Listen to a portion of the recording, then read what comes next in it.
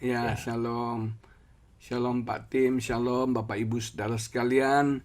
Bersyukur kepada Tuhan bisa berjumpa lagi dalam ibadah tengah minggu kita pada hari ini. Puji Tuhan. Saya mengajak kita membaca Efesus pasal 4, ayat 26 dan 27 menulis demikian. Efesus pasal yang keempat ayat 26 dan 27 itu ada salah tulis ayatnya ya. Dikatakan apabila kamu menjadi marah, janganlah kamu berbuat dosa. Janganlah matahari terbenam sebelum padam amarahmu, dan janganlah beri kesempatan kepada iblis. Ayat ini kita bisa bagi dalam 3 bagian. Bagian yang pertama, apabila kamu menjadi marah, janganlah kamu berbuat dosa. Dalam terjemahan Contemporary English Version ditulis, dikatakan, don't get so angry that you sin. Jangan kamu sampai begitu marah, sampai marah kamu membuat kamu jatuh ke dalam dosa. Banyak orang bertanya sama saya, Pak, kalau marah boleh nggak sih, Pak? Marah itu boleh, karena marah adalah bagian daripada emosi manusia. Sama seperti sukacita, sama seperti kebahagiaan, sama seperti kesedihan. Itu adalah bagian dari emosi manusia yang diberikan Tuhan kepada kita. Dan saudara sekalian, dan emosi ini sebagai respon kita terhadap keadaan yang tidak baik, tidak benar yang sedang kita hadapi. Nah, marah itu berkat dari Tuhan. Nah, Alkitab berkata yang jadi masalah adalah jangan sampai kita itu begitu marah, sampai marah itu membuat kita jatuh ke dalam dosa. Marahnya nggak salah, karena ada holy anger, ada kemarahan yang kudus ketika Yesus marah dan dia menjungkir balikan money changer, para penjual di bait Allah. Dia bilang, rumah Bapakku bukan tempat berjualan, bukan tempat bisnis. Rumah Bapakku adalah bait Allah, tempat yang kudus, tempat untuk berdoa menyembah Tuhan. Dan dia marah, saudara sekalian. Dan ada beberapa ayat Tuhan juga marah. Tapi marah itu marah yang benar. Yang menjadi masalah adalah kita harus bisa marah sebegitu rupa sehingga kita tidak jatuh ke dalam dosa. Dalam terjemahan The Message Bible bagus banget. And don't sin by letting anger control you. Jangan berbuat dosa dengan mengizinkan kemarahan mengontrol hidup Anda. Hati-hati, kita harus mengontrol kemarahan kita. Jangan sampai kemarahan kita mengontrol kita, dan itu membuat kita jatuh dalam dosa. Jujur, saya beberapa minggu ini, saya digelisahkan oleh ayat dari Kidung Agung pasal 2 ayat 15 kalau nggak salah. Ayat itu berbunyi sederhana sekali. Dikatakan, tangkaplah rubah-rubah kecil yang merusak pohon anggur yang sedang berbunga. Dan saya pelajari, rubah kecil tidak makan pohon anggur, tidak makan buah anggur. Tapi rubah kecil itu datang untuk merusak pohon anggur yang sedang berbunga, yang sudah hampir berbuah, saudara sekalian. Seringkali ada rubah-rubah kecil dalam hidup kita yang kita anggap enteng, yang kita sepelekan, tapi itu yang membuat hidup kita tidak maksimal, yang membuat hidup kita tidak efektif, yang membuat hidup kita tidak produktif. Pohon anggur yang sedang berbunga itu dihancurkan oleh rubah-rubah kecil itu. Dan waktu saya berdoa, saya selidiki, seringkali rubah kecil itu seperti contoh kekhawatiran, contohnya stres, contohnya mungkin ketakutan, dan juga mungkin itu kemarahan. Dan itu rubah kecil yang merusak pohon anggur yang sedang berbunga. Dan saya menemukan rubah-rubah kecil itu hal-hal yang berbau kejiwaan, saudara. Nah, kita sebagai orang percaya, mohon maaf, kita selalu fokus kepada spiritual. Kita selalu fokus kepada hal-hal yang rohani, yang nggak salah. Kita harus jadi orang yang rohani. Tapi seringkali masalah dalam hidup kita, realitas sehari-hari, bukan masalah rohani. Tapi masalah kita adalah masalah-masalah kejiwaan. Nah, ini yang jadi masalah, seperti trauma masa lalu kita. Pernah dulu ada ITM mengeluarkan anak kecil dalam tubuh kita. Saudara, masalah-masalah banyak orang yang membuat hidup kita tidak produktif, tidak efektif, tidak maksimal, itu masalah kejiwaan. Nah, dengan kalau kita bicara masalah kejiwaan, kita nggak bisa tengking. Ini bukan masalah roh jahat, saudara sekalian. Ini masalah something wrong di dalam jiwa kita, di dalam kita. Dan salah satu bentuknya adalah kemarahan. Nah, kalau kita nggak kontrol kemarahan ini, maka kemarahan akan membuat kita jatuh ke dalam dosa. Marah nggak salah. Dalam terjemahan, salah satu terjemahan dikatakan be angry. Marah, silakan. Itu bagian emosi, tapi do not sin. Tapi jangan sampai kita berbuat dosa. Nah, ini yang sulit untuk kita membatasi kemarahan kita, untuk kita mengontrol kemarahan kita. Ini yang menjadi pergumulan semua orang dan mungkin juga pergumulan saya. Terus kata yang kedua dikatakan jangan sampai dikatakan matahari terbenam sebelum padam amarahmu. Jadi marah itu ada batasan waktunya. Marah itu ada waktunya, ada periodenya. Dalam bahasa Inggris Contemporary English Version dikatakan don't go to bed angry. Jangan kamu tuh tidur, kamu masuk kamar, kamu rebahan dalam keadaan marah. Karena kalau Anda marah tidur, Anda nggak bisa tidur nyenyak, saudara. Dosen saya waktu saya ambil doktorat, saya ambil S3, dia mengajarkan tidur yang dalam. Kalau kita mau tidur yang dalam, sebelum kita tidur, kita renungkan kebaikan Tuhan. Kita renungkan berkat-berkat Tuhan. Kita renungkan kasih setia Tuhan. Dan ketika hati pikiran kita dipenuhi dengan kebaikan Tuhan, dipenuhi dengan hadirat Tuhan, kita bisa tidur dengan sangat dalam. Nah, dikatakan don't go bed so angry. Dalam terjemahan The Message Bible katakan don't let the sun go down while you are still angry. Jangan biarkan matahari terbenam dan kamu dalam keadaan still angry, masih tetap marah. Marah tidak dosa, tapi tetap marah itu yang masalah. Kita still get angry, kita masih marah, kita memendam kemarahan. Seringkali yang jadi masalahnya Bapak Ibu Saudara sekalian, masalah kita ribut tuh cuma 3 menit. Betul nggak? Tapi kemarahannya bisa tinggal 3 tahun loh. Bahkan kemarahannya bisa tinggal sampai seumur hidup kita. Nah, saudara sekalian, ini yang berbahaya. Makanya kemarahan itu harus dikontrol, harus dikendalikan. Nah, terus yang dikatakan yang ketiga, dikatakan jangan beri kesempatan kepada iblis. Dikatakan don't give the devil a chance. Jangan berikan kesempatan dan berikan footstep. Jangan berikan jejak, jangan berikan buka pintu kepada iblis. Dikatakan dalam versi the Message Bible, for anger give a foothold to the devil. Ternyata ketika kita marah, kita still angry, kita tetap marah dan kita mengizinkan marah mengontrol hidup kita, maka kita sudah membuka pintu. Kita sudah memberikan celah, kita sudah memberikan kesempatan, kita sudah memberikan foothold, jejak kepada si iblis. Dan itu jadi kesempatan iblis untuk menghancurkan hidup kita. Masih ingat ketika Kain, saudara, persembahannya ditolak oleh Tuhan, dia jadi marah. Dan ketika dia marah, Alkitab berkata Tuhan menegur Kain. Dikatakan dosa sudah mengintip di depan pintu kalau kamu tidak kontrol kemarahan kamu. Makanya sudah sekalian perkataan yang sama Tuhan mau sampaikan kepada kita. Kalau kita tidak bisa mengontrol kemarahan kita, dosa sudah mengintip di depan pintu. Ketika Anda tidak bisa kontrol marah Anda still angry, tetap marah, selalu marah, hidup dalam kemarahan, menjadi pemarah, saudara sekalian, kita sedang buka pintu kesempatan kepada iblis. Dan akhirnya ketika Tuhan bicara, Kain tidak dengarkan. Kain mengabaikan perkataan Tuhan. Tuhan sudah kasih warning. Tuhan kasih signal kepada Kain, kamu dalam posisi yang bahaya. Kamu dalam posisi yang kritis. Kalau kamu izinkan kemarahan mengontrol kamu akan berbuat dosa. Tapi masalahnya kemarahannya sudah sangat-sangat geram. Dan akhirnya Alkitab berkata dia membunuh Habel, adiknya sendiri. Dan itu kemarahan yang uncontrollable. Kemarahan yang tidak bisa dia kendalikan, yang tidak bisa dia kuasai. Nah, saudara, ini 3 hal penting yang harus mendasari pembicaraan kita pada hari ini. Mari kita baca Yakobus pasal yang pertama 20 yang menulis demikian. Sebab amarah manusia tidak mengerjakan, tidak mendatangkan kebenaran di hadapan Allah. Jadi amarah itu membuat hasilnya nggak ada yang benar dalam hidup kita. Nggak ada yang benar dalam hidup kita. Ada berapa banyak orang hancur gara-gara tidak bisa mengontrol kemarahannya, saudara sekalian.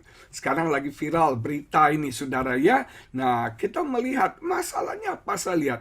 Kalau saya analisa masalahnya kemarahan yang tidak bisa terkontrol. Yang nggak bisa dikendalikan sehingga masalah jadi heboh. Orang tanya potensi punya jabatan yang tinggi, hancur gara-gara kemarahannya. Kita melihat coba apa kira-kira yang terjadi ketika kita tidak bisa kontrol kemarahan kita dan kemarahan itu tidak mengerjakan kebenaran. Yang pertama, kemarahan membuat kita jatuh ke dalam dosa dan kejahatan. Kemarahan membuat kita jatuh ke dalam dosa dan kejahatan. Ada berapa banyak orang berbuat dosa? Orang jadi jahat. Kenapa? Karena kemarahan. Orang yang baik bisa jadi jahat ketika dia nggak bisa ngontrol emosi kemarahannya. Kita baca Kolose pasal 3:8 yang menulis demikian. Tetapi sekarang, buanglah semua itu. Buang semua ini. Kita harus buang, kita harus campakkan. Yaitu marah, yaitu geram, yaitu kejahatan, fitnah, dan kata-kata kotor yang keluar dari mulutmu. Saudara sekalian, kalau kita gambarkan sebagai tangga, ini tahapnya. Dari kemarahan membuat kita jadi geram. Betul nggak? Ketika kita marah, kita jadi geram, kita jadi dendam, kita jadi kepahitan. Dan akhirnya kepahitan, dendam kita, geram kita berbuah kepada kejahatan. Kita jadi memfitnah orang, dan kita maki-maki orang, kata-kata kotor keluar dari mulut kita. Dan itu yang membuat kita jatuh dalam dosa. Itu yang membuat kita jatuh dalam kejahatan. Ada berapa banyak kejahatan-kejahatan yang terjadi, pembunuhan-pembunuhan yang terjadi karena kemarahan yang tidak bisa dikendalikan. Musa pemimpin yang hebat. Musa pemimpin yang luar biasa. Musa pemimpin yang dipilih dan diberkati Tuhan. Tapi satu kelemahannya Musa. Musa pemarah, saudara sekalian. Musa nggak bisa mengontrol emosinya. Masih ingat ketika dia membela bangsa Israel, budak Israel, ada orang Mesir, dia pukul orang Mesir itu, dan akhirnya orang Mesir itu mati, saudara. Musa melakukan pembunuhan karena apa? Karena dia marah. Karena dia emosi, dia pukul, dia bunuh orang Mesir itu. Dan itu masalah Musa. Saudara sekalian, bahkan waktu orang Israel ngeluh, ngomel, minta air, Musa marah, Musa kecewa, dan Tuhan berbicara kepada batu itu, speak to the stone, berbicara kepada batu itu. Musa dalam emosinya bukan dia taat kepada Tuhan, dia ambil tongkatnya, dia pukul batu itu 2 kali, Bapak Ibu Saudara sekalian. Bayangkan begitu marahnya, bukan cuma sekali, tapi 2 kali. Pada Tuhan bilang jangan ketuk air, Tuhan bilang berbicara kepada batu itu akan mengeluarkan air. Perhatikan, kemarahan membuat kita tidak taat pada perintah Tuhan. Kemarahan membuat kita tidak peka kepada suara Tuhan. Kemarahan membuat kita mengabaikan ketika Tuhan berbicara. Contoh Musa, contoh Kain tadi, betul nggak? Tuhan sudah berbicara, kasih signal. Tuhan sudah berbicara, kasih jalan keluar. Tapi dia ambil versinya sendiri, dan akhirnya memang air keluar. Tapi air keluar bukan karena Musa, tapi karena Tuhan cinta umatnya. Tuhan sayang umatnya, dan Tuhan tahu umatnya butuh minum, saudara sekalian. Akibatnya apa? Musa dihukum Tuhan, dia tidak bisa masuk ke tanah Kanaan. Sayangkan, saudara. Dan itu masalah banyak pemimpin-pemimpin besar, kecuali Pak Tim, saudara sekalian. Banyak orang-orang hebat itu pemarah, saudara. Contohnya saya, nggak usah jauh-jauh. Saya ini bergumul dengan kemarahan saya. Saya orang yang sangat kolerik sekali. Saya orang yang sangat perfeksionis. Saya orang yang suka menghakimi orang dulu. Saya orang, saudara, yang gampang marah, yang gampang meledak. Sedikit masalah, responnya marah. Sedikit masalah, responnya marah. Itu saya. Saya alami, saudara sekalian. Untuk mengontrol kemarahan ini, saya bergumul bertahun-tahun, saudara sekalian. Dan saya selalu jatuh dalam dosa. Ketika kita marah, kata-kata kita kan nggak bagus. Dan salah satu korban kemarahan saya, istri saya, saudara. Saya kalau ngomong kadang-kadang nggak pakai mikir lagi. Orang kalau marah ngomong nggak pakai mikir. Dan itu nyakitin hati istri saya. Dan saya belajar kata-kata yang sudah saya keluarkan dalam kemarahan saya, nggak bisa saya cabut lagi. Nggak bisa saya tarik lagi, saudara sekalian. Betul nggak? Kata-kata yang sudah melukai hati istri saya, yang sudah menyakiti hati istri saya, nggak bisa saya tarik lagi. Saudara sekalian, dan itu meninggalkan penyesalan yang luar biasa kepada saya. Jangan jadi orang seperti saya. Gampang sekali meledak, gampang sekali marah, gampang sekali protes. Ini saya. Tapi saya tahu ya jemaat GBI City of Love kayak gembalanya. Kayaknya semuanya sabar gitu ya. Kalau lagi bawa-bawa saudara sekalian. Nah, jemaat yang diberkati Tuhan, kemarahan mendatangkan kejahatan. Membuat kita jatuh dalam dosa. Membuat ada banyak hal yang tidak seharusnya kita lakukan. Betul nggak? Kesalahan-kesalahan nggak perlu kita lakukan, tapi terjadi karena kemarahan kita. Karena emosi kita yang tidak terkontrol. Yang kedua, kemarahan membuat kita kehilangan berkat Tuhan. Saudara perhatikan Musa tadi. Harusnya dia bisa masuk ke tanah perjanjian loh. Itu impian Musa dan impian semua bangsa Israel masuk ke Kanaan, the promised land. Tanah perjanjian yang berlimpah-limpah dengan susu dan madu. Itu tujuan mereka. Itu target mereka, saudara. Dan karena kemarahannya, Musa itu kehilangan berkat ini. Saudara, jangan sampai karena kemarahan kita nggak bisa kuasai, kita kehilangan berkat Tuhan dalam hidup kita. Kita kehilangan banyak berkat Tuhan dalam hidup kita. Kalau kita baca Simeon dan Lewi itu anaknya Yakub, saudaranya abangnya Yusuf, saudara. Simeon dan Lewi itu dalam kemarahannya, dia membunuh laki-laki Sikem. Padahal laki-laki Sikem itu naksir sama adiknya, Dina namanya. Tapi mereka akhirnya membunuh laki-laki Sikem itu, dan Yakub marah. Ketika Yakub usia tua mau mati, dia panggil anaknya. Dan diberikan kutuk kepada mereka, saudara. Simeon dikutuk, Lewi dikutuk oleh Yakub. Dan perkataan orang tua, berkat atau kutuk itu terjadi. Dan Simeon dan Lewi dikutuk. Mereka kehilangan berkat Tuhan yang seharusnya mereka terima. Tapi karena tindakan gegabah mereka, tindakan sembrono mereka membunuh laki-laki Sikem, saudara. Dan itu membuat berkat itu hilang dari hidup mereka. Saya nggak mau berkat itu hilang dari hidup kita. Kalau Tuhan sudah janji memberkati kita, kita mau terima promised land kita. Kita mau terima tanah Kanaan. Kita mau terima berkat berlimpah-limpah yang Tuhan sudah berikan bagi kita. Jangan sampai rubah kecil, yaitu kemarahan, membuat kita hancur semua berkat Tuhan dalam hidup kita. Kita kehilangan berkat Tuhan itu dalam kehidupan kita. Yang ketiga, agak panjang dikit nih. Yang ketiga, kemarahan itu merusak hubungan. Hubungan suami istri rusak gara-gara apa? Kemarahan. Hubungan anak orang tua gara-gara apa? Kemarahan. Pertemanan juga hancur gara-gara kemarahan. Siapa yang mau bergaul dengan orang pemarah sih? Siapa mau berteman sih dengan orang yang emosional, yang tidak bisa menahan dirinya? Betul nggak, saudara? Kita mau dekat-dekat dengan orang yang marah, kita kena semprot nanti. Kita malah jadi korban dia yang dia salah orang lain, tapi kita bisa kena semprotnya. Betul nggak? Kemarahan merusak hubungan, saudara. Ada berapa banyak hubungan yang hancur oleh karena kemarahan? Saya jujur, ada beberapa banyak hubungan saya dengan beberapa gereja itu hancur gara-gara saya sempat emosi. Karena mungkin banyak sekretaris-sekretaris gereja itu kan, kecuali Desi ya, sekretaris gereja itu aduh gimana gitu ya, dan itu merusak hubungan saya.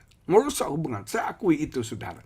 Dan saya belajar ngontrol kemarahan, ngontrol supaya hubungan semakin dipulihkan. Dan puji Tuhan, sekarang saya sudah berubah. Puji Tuhan, tidak mudah marah lagi. Saya bisa ngontrol kemarahan saya, dan puji Tuhan hubungan saya dipulihkan dengan istri saya.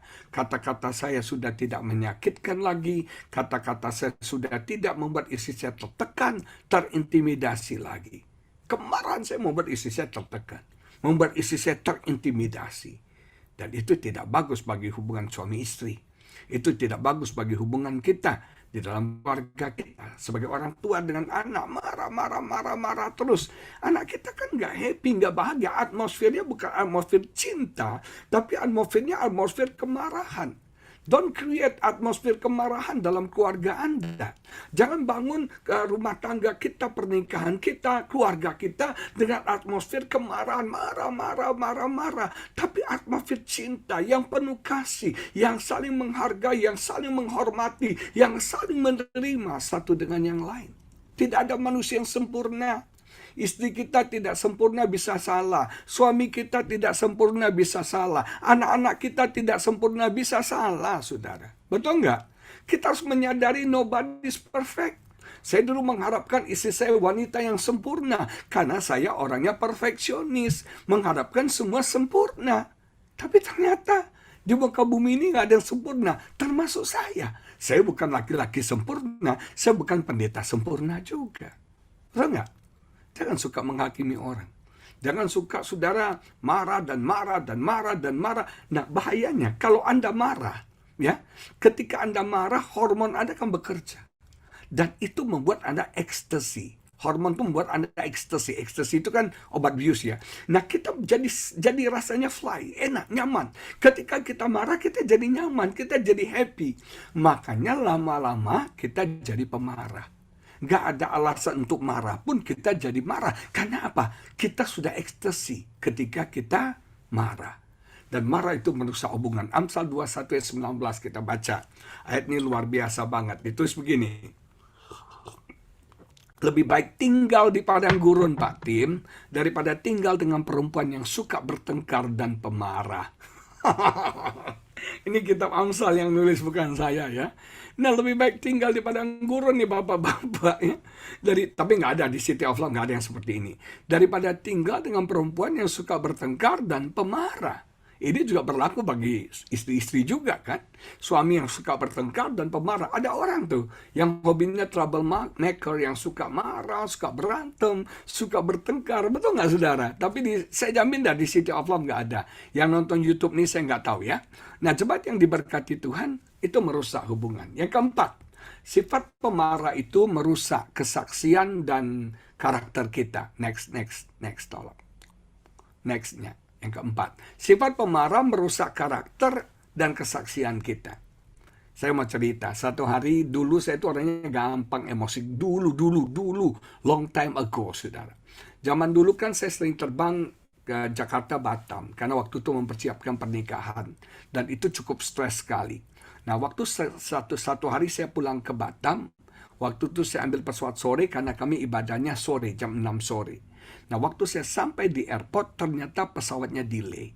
Anda tahu ya, kalau di airport ya, begitu pesawat delay atau pesawat ada masalah, semua petugasnya kabur kan. Semuanya hilang, betul nggak saudara? Kita ditinggalkan dengan pengumuman 1 jam lagi nggak jelas, 2 jam lagi nggak jelas. Sementara saya harus ngejar ibadah jam 6, saudara.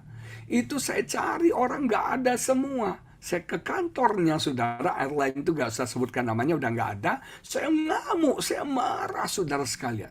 Saya gak sadar waktu saya sedang komplain, sedang protes, dan saya merasa saya benar waktu itu. Saya marah, saya komplain itu, saudara, ada satu orang yang kenal saya. Satu orang tuh kenal saya. Ini terjadi sekian tahun yang lalu, dia kenal saya. Dan waktu dia lihat saya emosi, saya marah, saya mungkin kata-katanya tidak kasar, tapi nadanya emosi banget. Waktu saya emosi itu saudara, karena saya ngejar jam 6 sore, saya harus pelayanan, harus khotbah saudara. Nah, waktu itu saya marah, dan saya nggak tahu dia tahu saya, dia perhatikan saya. Dan saya tanpa sadar satu hari dia cerita sama teman saya. Lu tahu nggak si Agus Lutan tuh? Kerjanya marah-marah di airport. Emosi banget sama petugas airport. Waktu teman saya cerita, lo nggak jadi kesaksian. Karakter lo nggak bagus. Orang tersandung gara-gara lo. Aduh, saya nangis, saudara. Hanya gara-gara saya emosi soal tiket. Yang tadinya saya ngejar jam 6 sore, saya begitu stres. Saya jadi marah. Dan itu membuat saya nggak jadi saksi bagi orang. Saudara, bayangkan. Sekarang saya belajar sabar. Kadang-kadang kalau di Jakarta macet tuh mobil kita diselipkan, betul nggak? Siapa yang pernah mobilnya diselip, saudara? Kita lihat mobil diselip, gitu ya. Aduh, kalau dulu saya emosi, saudara. Sekarang yang diselip emosi itu istri saya. Saya bilang, sayang lu gak usah emosi. Mungkin dia buru-buru istrinya mau melahirkan. Atau mamanya lagi di ICU. Dia buru-buru tuh, makanya biarin aja. Kita kan gak sedang mau melahirkan. Gak ada yang di ICU, kita santai aja. Kita tenang saja. Dan Tuhan berkati saya dengan supir yang orangnya slow banget. Orang Tegal, saudara. Orangnya pelan sekali. Bawa mobilnya slow banget. Saya sering ceritakan. Kita disalib berapa mobil pada kita waktunya juga mepet, saudara. Disalib terus dia bilang, tenang aja Pak, tidur aja, pasti sampai. Iya, besok pagi sampainya. Nah, gak jadi pelayanan, saudara. Orangnya slow banget. Aduh, dulu saya itu ya setiap hari nih mobil berantem sama supir saya. Kenapa? Bawaannya slow banget. Itu istri saya suka jengkel. Kenapa? Dia itu kalau disuruh, misalnya, kamu namanya si Pandi, kamu ini ya, tolong ini ya, ini kan. Dia misalnya kamu tolong bersihkan ini. Dia lihat dulu, sudah.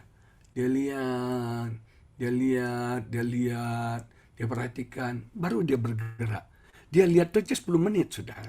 Kami itu suka bercanda sama istri saya. Lihat nih, kalau mau begini ya, harus kasih tahu lebih dulu sama dia. Karena kalau enggak, dia naik mobil tuh 8 menit, saudara. Dia berdiri dulu depan pintu mobil, dia buka pintu mobil, dia lihat lagi, terus dia naik 8 menit, saudara sekalian. Aduh, untung saya udah berubah. Kalau saya dulu, saudara, sudah habis dia sama saya. Sudah nggak kerja lagi. Tapi puji Tuhan sudah jinakkan saya. Orangnya lambat banget, lambat. Slownya luar biasa. Nah, kita kalau disalib orang tuh kan, emosi tuh kan, betul nggak Pak Tim ya? Apalagi pembalap. Oh, kalau disalib, enak aja lu nyalip. Istri saya kalau bawa mobil dulu kan, kalau disalib orang dia kejar. Sudah!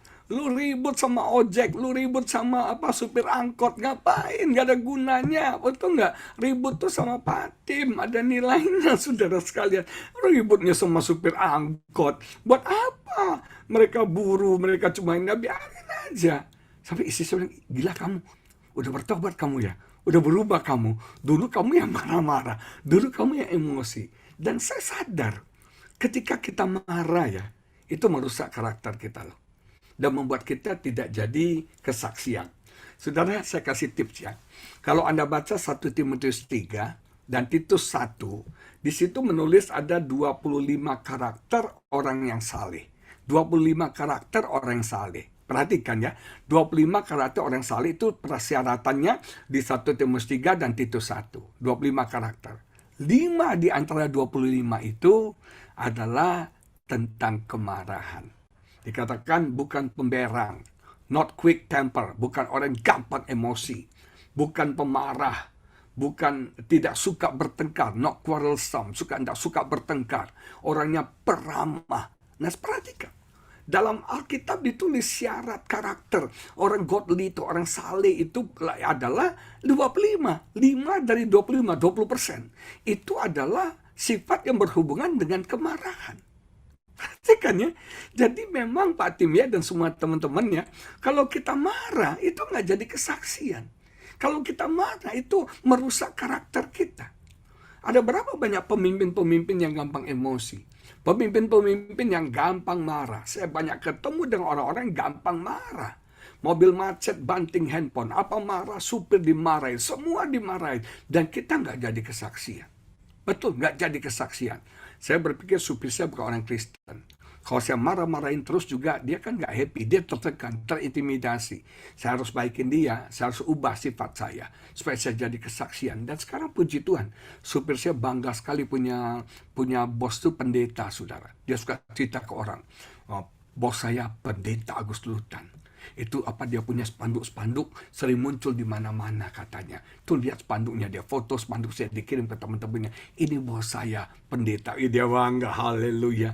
Dan dia paling takut sama saya, saudara. Paling takut saya disebut bos lanang, saudara sekalian. Haleluya, haleluya.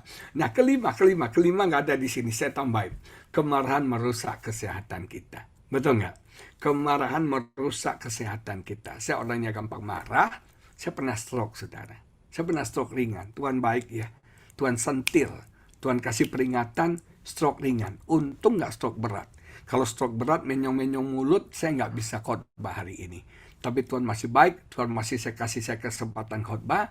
Saya cuma stroke ringan. Kenapa saya stroke? Karena saya gampang marah. gampang meledak, quick temper, cepat sekali emosi, cepat sekali meledak. Dan setelah saya sakit, saya bertobat, tobat, tidak mau marah-marah lagi, tidak perlu marah-marah lagi. Waktu saya terbaring di rumah sakit, Anda kalau pernah stroke ya, itu dokter suntik di pusar, saudara.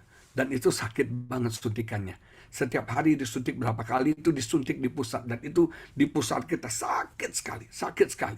Nah, saudara, saya disuntik itu supaya, enggak tahu, supaya nggak stroke-nya apa gimana gitu.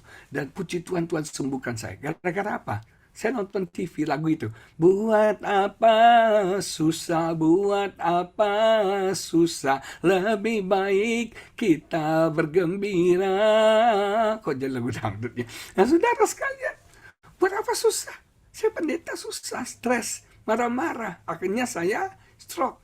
Hidup kayak Pastor Tim tuh, senyum-senyum, saudara ya. Umur panjang, tubuh sehat, amin. Diberkati Tuhan berlimpah-limpah. Marah itu gak ada gunanya. Kesehatan kita terganggu, amin. Tapi saya percayalah, Jemaat City of Love gak ada yang pemarah ya, kalau lagi tidur. Nah, puji Tuhan. Amsal 29 ayat 11. Berapa ayat saya ajak kita baca ya. Amsal 29 ayat 11 menulis begini. Orang bebal melampiaskan seluruh amarahnya, tapi orang bijak akhirnya meredakannya. Betul nggak? Orang bebal tuh melampiaskan kemarahannya. Gambarnya bagus banget tuh. Dikasih teman saya. Orang kalau marah, dia pukul ini, pecahin ini, hajar ini, sudah buana. Dia melampiaskan amarahnya. Bahaya kan, saya bilang tadi. Ketika kita melampiaskan amarah kita merasa happy loh. Kita merasa ekstasi tadi. Dan kita akhirnya cenderung melampiaskan emosi kita, kemarahan kita, banting ini, pukul ini, hajar ini, sudah hancurkan ini, hancurkan itu. Betul nggak? Saya punya teman, saudara, ini kejadian benar. Dan suaminya tuh pernah belajar karate, jadi ada roh kekerasan dalam tubuhnya. Satu hari dia beli samurai di rumahnya, saudara. Alasannya berjaga-jaga kalau ada kerusuhan atau ada apa, dia punya samurai. Satu hari waktu dia berantem sama istrinya, dalam keadaan emosi dia ambil samurai loh, saudara. Istrinya tuh sampai pingsan, saudara. Kenapa? Kaget. Ini jangan-jangan kok digorok sama suami gue. Dia samurai sama suami saya. Saudara sekalian, hati-hati sekali. Orang bebal melampiaskan seluruh amarahnya. Tapi orang bijak bisa mengendalikan dirinya. Orang bijak bisa mengontrol dirinya. Amin, saudara sekalian. Amsal 14 ayat 29 menulis begini. Orang yang sabar besar pengertiannya. Dia bisa ngerti nih. Kenapa ini terjadi? Dia bisa mengerti orang, dia bisa understanding keadaan. Ya, masalahnya nggak ada yang sempurna. Saya punya teman, saudara. Itu dia punya anak buah melakukan kesalahan yang besar. Ini pabrik kimia. Dan pabrik kimia, saudara, waktu itu apa yang terjadi? Orang-orangnya salah campur. Obatnya ya, formasinya salah campur. Dan kalau salah campur kan hancur semua. Terus saya bilang, bos ya kamu nggak marah? Enggak lah, udah terjadi, mau dibilang apa? Saya mau marah juga, saya mau marah kayak apapun juga, tetap tidak berubah. Ini kan sudah salah. Ya sudah, saya cuma tegur, nasihati, supaya mereka lebih berhati-hati, dan mereka lebih serius lagi kerja. Itu aja. Nah, orang sabar besar pengertiannya, dia bisa mengerti. Dia bisa mengerti kenapa ini salah. Dia bisa mengerti kenapa ini begini. Nah, kita harus meningkatkan pengertian kita, understanding kita. Tetapi siapa cepat marah, membesarkan kebodohan. Kata sabar itu di situ not easy to boil. Tidak gampang panas. Tidak gampang emosi. Tidak gampang meledak, saudara. Nah, kita harus mengerti situasi keadaannya. Kalau istri kita salah, oh ya pantas, dia lagi mungkin lagi moodnya kurang bagus. Mungkin ini ya wajar lah, saudara sekalian. Saya punya teman, dia cerita kemarin minggu ketemu saya, dia bilang gini, Pak, saya waktu terima rapot anak saya, pertama saya kecewa. Karena nilai matematikanya itu kurang, nilai kimianya nggak bagus, pokoknya nilai-nilai yang begitu nggak bagus, nilai sportnya bagus, nilai keseniannya bagus. Nah, waktu saya lihat raport anak saya cuma berpikir, wah jangan haraplah anak saya jadi saintis, jangan haraplah anak saya jadi ilmuwan, nggak mungkin nih. Jadi arsitek bisa salah dia ukur rumah orang, jadi apa semua, jadi ini nggak bagian dia. Tapi dia cocok di kesenian, di fashion, ya udah ini bagian dia. Saya nggak mau marahin dia. Saya mau ingin dia tahu saya mengasihi dia, menerima dia, dan dia menjadi apa adanya dia, bukan seperti yang saya harapkan. Jujur, saya harapkan dia jadi arsitek, saya harapkan dia jadi ahli ekonomi. Wah, matematikanya jeblok, gimana mau jadi ahli ekonomi? Salah hitung uang orang terus, saudara ya. Gimana, nggak mungkin. Jadi ya udah, saya pasrahkan dia di bagian kesenian, dia suka dance, dia suka fashion, ya sudah nanti sekolahkan fashion aja di London apa di Amerika, katanya begitu. Nah, kita harus mengerti. Nah, mengerti ini yang buat kita sabar. Kenapa kita marah? Kita nggak pernah mau mengerti keadaan orang. Kita nggak mau mengerti situasi dan kondisi. Betul nggak, saudara? Ada 3 bentuk kemarahan, cepat aja. Yang pertama adalah physical anger. Orang kalau marah itu ya melampiaskan secara fisik, mukul, nampar, tendang, saudara.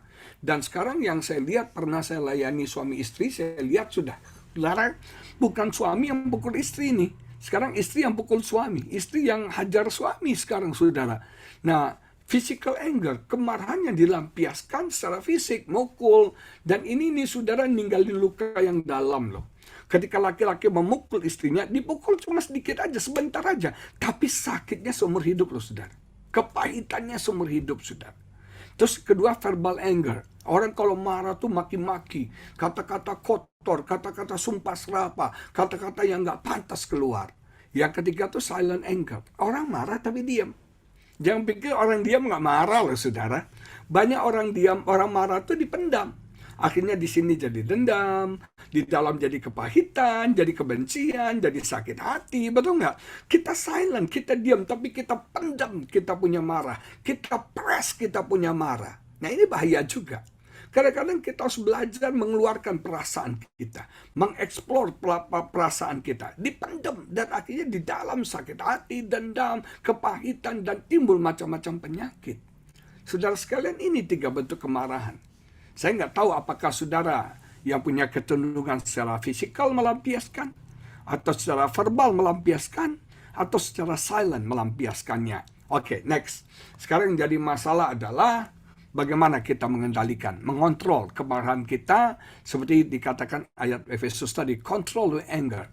Kalau Anda tidak kontrol anger Anda akan jatuh dalam dosa, akan membawa Anda ke dalam dosa. Yang pertama, kita harus menyerahkan hak kita kepada Tuhan. Kenapa kita marah? Karena hak kita diganggu. Hak kita disinggung. Ini hak saya untuk dilayani. Ini hak saya untuk dihormati. Ini hak saya untuk di ini. Kita selalu hak saya. Kenapa saya marah di airport? Saya punya hak untuk naik pesawat. Saya punya hak untuk diperlakukan khusus. Saya punya hak sebagai penumpang. Betul nggak, saudara? Kadang-kadang kan nggak adil nih. Kita misalnya ganti schedule pesawat kita harus kena dicas. Tapi kalau airline-nya ganti schedule, diam-diam aja mereka. Betul nggak ada dendanya. Dan saya merasa hak saya diganggu. Dan itu membuat saya marah. Saya punya hak untuk terbang. Saya punya hak. Dan ketika kita mempertahankan hak kita, maka kita akan jadi marah. Berapa banyak kita marah? Karena masalah hak asasi kita. Masalah hak kita, saudara sekalian. Makanya saya belajar dari Yesus. Yesus itu adalah Allah, tapi dia menyerahkan haknya sebagai Allah. Dia menyerahkan privilege-nya sebagai Allah. Dan menjadi manusia. Hebat ya. Yesus yang adalah Allah, dia kosongkan dirinya, jadi nol, jadi empty. Dia kehilangan haknya, dia kehilangan privilege-nya. Terus Tuhan bicara sama saya. Apa hak kamu dalam hidup kamu? Yesus saja melepaskan haknya. Yesus saja menyerahkan haknya. Apa hak kamu dalam hidup ini? Orang itu, saudara, orang yang merasa punya hak itu, dia maunya dilayani. Sebagai jemaat, saya harus dilayani. Sebagai jemaat saya punya hak untuk didoakan. Sebagai jemaat Pak Tim saya punya hak sebagai ini itu betul nggak? Kita marah ketika hak kita tidak terpenuhi. Kalau orang nggak punya hak itu dia nggak perlu khawatir dalam hidupnya. Mazmur 24 ayat 1 menulis begini. Mazmur Daud, Tuhanlah yang empunya bumi. Yang punya bumi siapa? Tuhan. Serta segala isinya. Dan dunia serta yang diam di dalamnya. Dan yang punya bumi, yang punya segala isinya, yang punya dunia, serta yang diam di dalamnya siapa? Tuhan. Owner itu Tuhan, bukan Anda ownernya. Kalau Anda punya rumah, Anda bukan owner. Itu punyanya Tuhan. Kalau Anda punya mobil, itu bukan punya Anda. Itu punyanya Tuhan yang dipercayakan kepada kita. Kita ini steward. Kita ini adalah saudara manajer, pengelola. Kita ini orang yang dipercayakan oleh Tuhan. Betul nggak?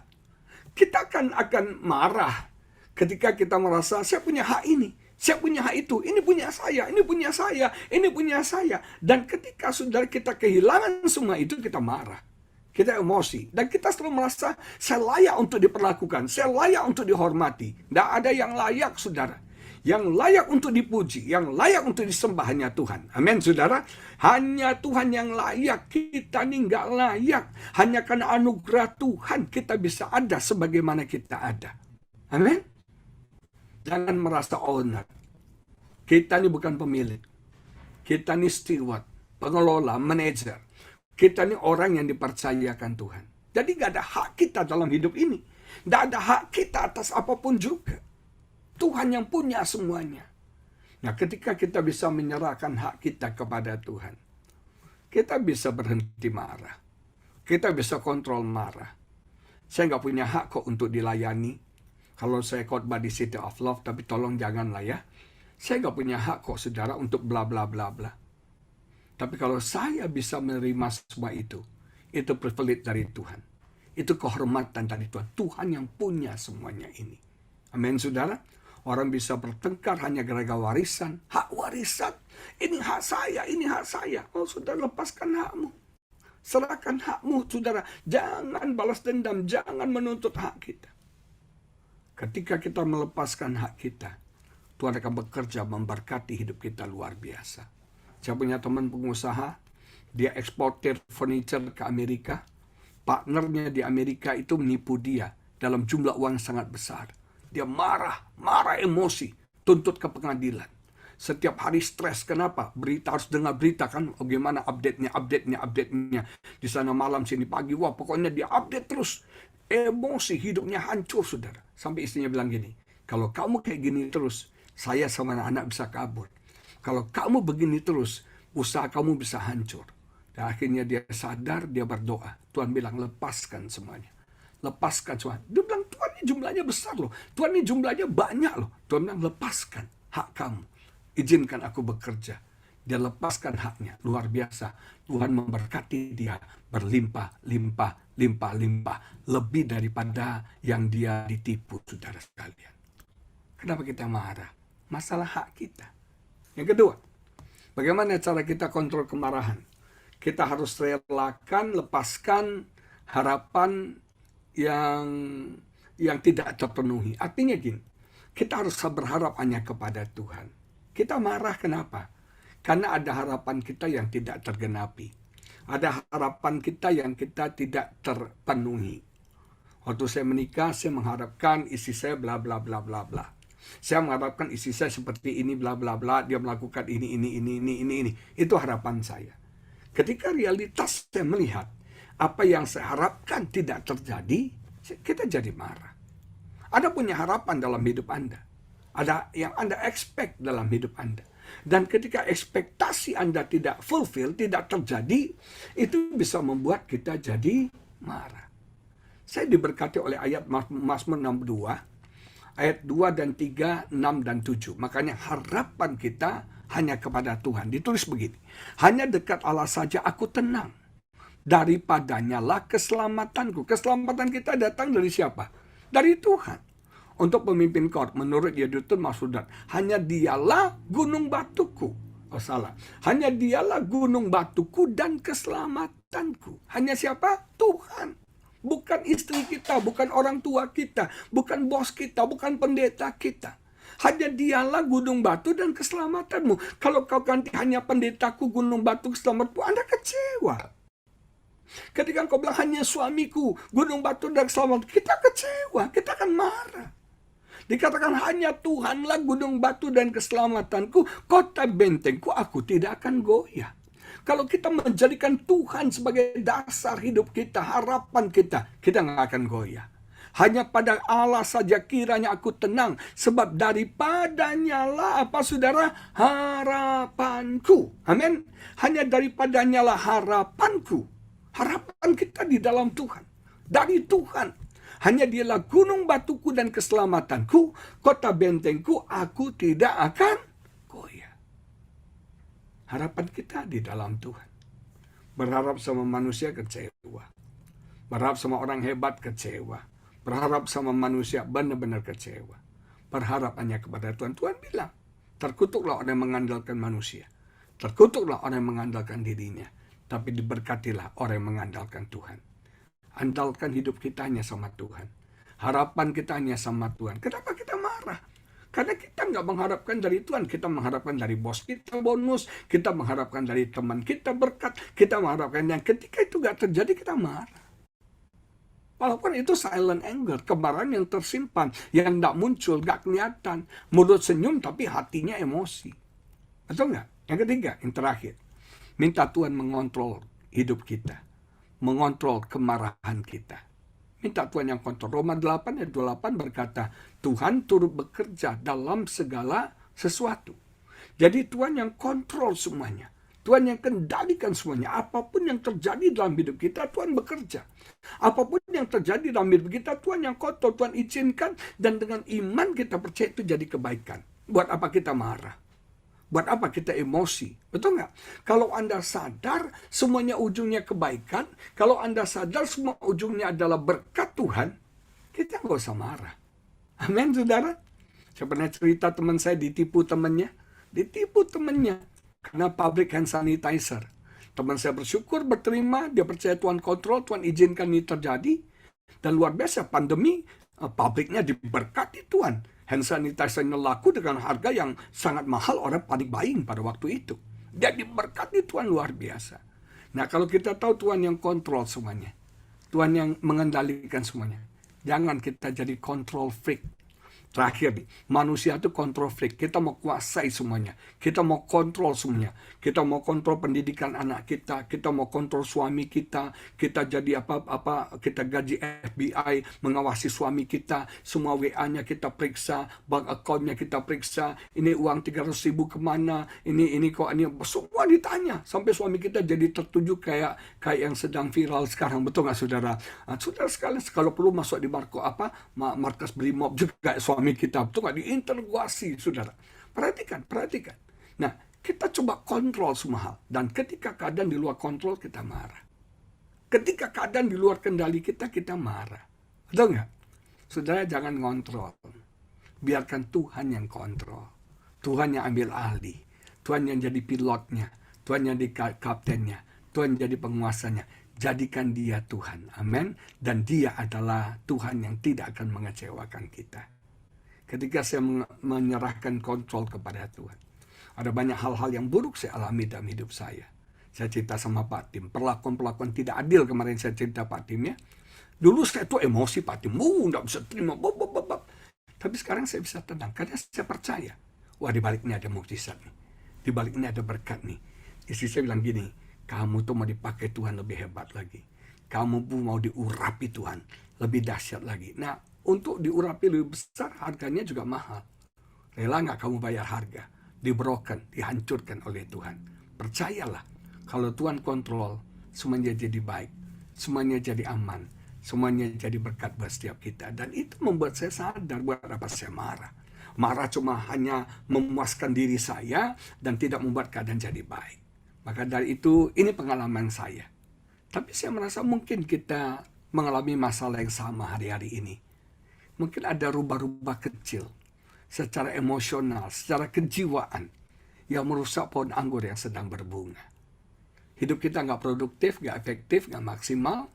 Kita kehilangan banyak hal dalam hidup kita, berkat Tuhan hilang dari hidup kita, karena kita nggak bisa kontrol kemarahan kita. Makanya kita bisa marah. Tapi kontrol kemarahanmu, jangan sampai kemarahanmu membuat kau jatuh dalam dosa, dan kau memberikan kesempatan, buka pintu kepada iblis. Amin, Bapak Ibu Saudara sekalian, saya berdoa, biar kebenaran yang Tuhan taruh di hati saya, Jadi berkat bagi semua jemaat dan bagi semua saudara yang mengikutinya di YouTube City of Love Church. Haleluya, haleluya. Mari kita berdoa. Saya berdoa semoga firman ini, hal-hal yang praktis ini bisa menolong hidup kita jadi lebih baik, jadi sabar. Not easy to boil, nggak gampang marah, meledak, nggak gampang quick temper, nggak gampang kita cepat emosi. Jangan kita kontrol kemarahan kita. Orala batakan dala basyandala batakan dala basyandala. Indala batakan dala basyandala batakan dala basyandala batakan dala basyanda. Indala batakan dala basyandala, berbicara kepada jiwa kami, roh kami Tuhan. Berbicara kepada setiap kami yang mungkin sedang bergumul dengan kemarahan, dengan emosi kami. Orang lama tambah sadar kami dikuasai oleh kemarahan. Tambah sadar kemarahan yang mengendalikan, yang menguasai hidup kami, dan kami jatuh dalam dosa. Dan kami memberikan kesempatan kepada iblis, kami buka pintu kepada iblis menghancurkan banyak hal dalam hidup kami. Kami berbuat dosa, kami melakukan kejahatan, rusak hubungan kami kehilangan berkat Tuhan, kami jadi sakit Tuhan. Laba kesaksian kami hancur gara-gara kemarahan kami. Hamba berdoa biar apa yang hamba sudah alami Tuhan jadi berkat bagi semua jemaat-Mu, supaya kami tidak mengulangi kesalahan-kesalahan yang sama ya Bapa. Rubah kecil kemarahan ini kami mau tangkap dalam nama Yesus. Rubah kecil kemarahan ini kami mau kontrol, kami mau kendalikan. Mampukan kami ya Bapa, biar kami sungguh-sungguh menyerahkan hak kami kepadamu. Dan kami Tuhan mengandalkan, berharap hanya kepada Tuhan. Supaya kami tidak marah ketika kami kecewa, ketika apa yang kami harapkan tidak terjadi. Dan kami izinkan Tuhan yang mengontrol semua terjadi dalam hidup kami. Tidak ada satu pun yang luput dari perhatian-Mu. Tidak ada satu pun yang luput dari kasih-Mu. Dan kami percaya apapun yang kami alami pasti mendatangkan berkat, pasti mendatangkan kebaikan, pasti mendatangkan kemuliaan, pasti mendatangkan mujizat bagi hidup setiap kami. Kami akan naik level Tuhan. Kami akan naik level ketika kami bisa mengontrol kemarahan kami. Berkati semua jemaat-Mu, berkati Pastor Tim dan Ibu Evelyn yang sedang ada di Melbourne. Berkati setiap kami ya Bapa. Tolong kami Tuhan, tolong help us Lord. Tolong kami dengan kemarahan kami. Tolong kami Tuhan bisa mengontrol emosi dan kemarahan kami. Jadikan kami orang yang sabar. Jadikan orang yang bisa mengerti keadaan orang, keadaan sekitar kami. Kami bisa mengerti sehingga kami tidak gampang marah. Berkati semua jemaat-Mu. Di dalam nama Yesus kami berdoa. Haleluya. Amin. Amin. Amin. Tuhan Yesus memberkati Bapak Ibu Saudara sekalian. Thank you.